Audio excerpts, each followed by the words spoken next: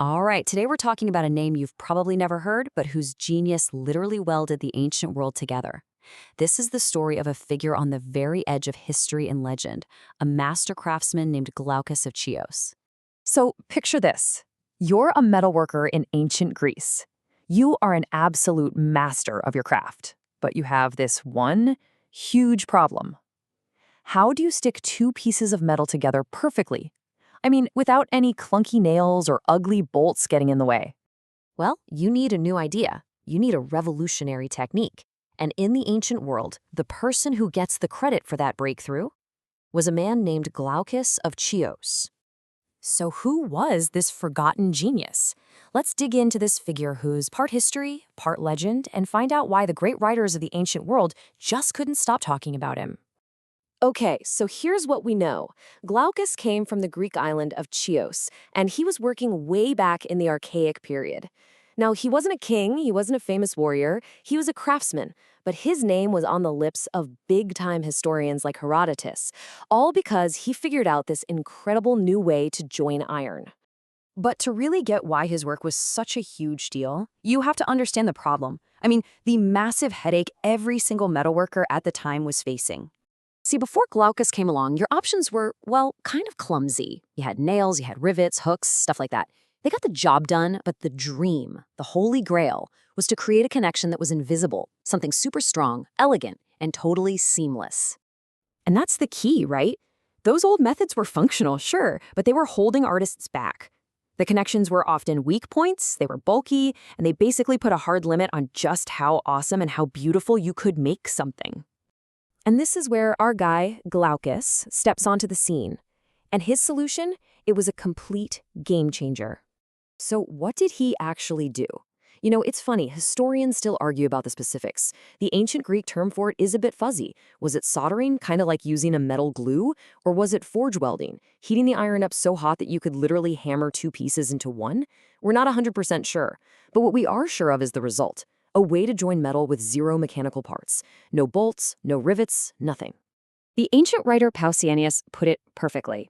He said the piece was held together by the joining technique itself. Think about that for a second.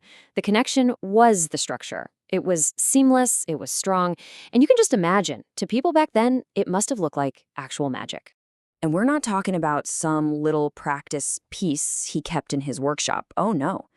The most famous example of his work was a celebrated masterpiece put on display for everyone to see at Delphi, one of the holiest places in the entire Greek world.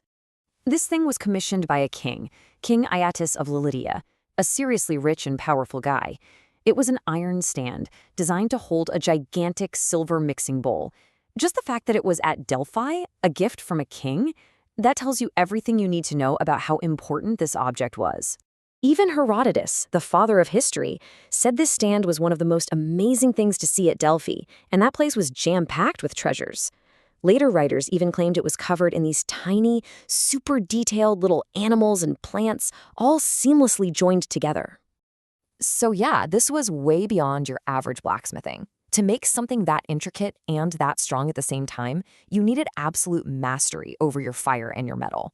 It was a masterpiece of pure technical intelligence, and it basically elevated metalwork into a true fine art.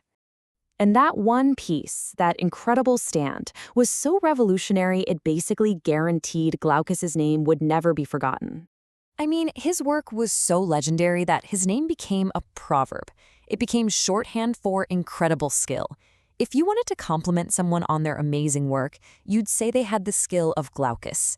That's like being the Einstein or the Da Vinci of your craft. Now, let's be real for a second. Did he just wake up one day and invent this out of nothing?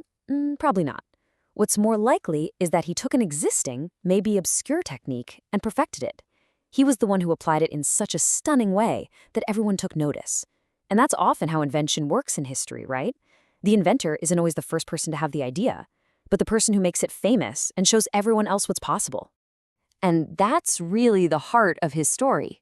Glaucus reminds us that the biggest inventions aren't always flashy machines. Sometimes they're the quiet, clever breakthroughs in just how we stick things together.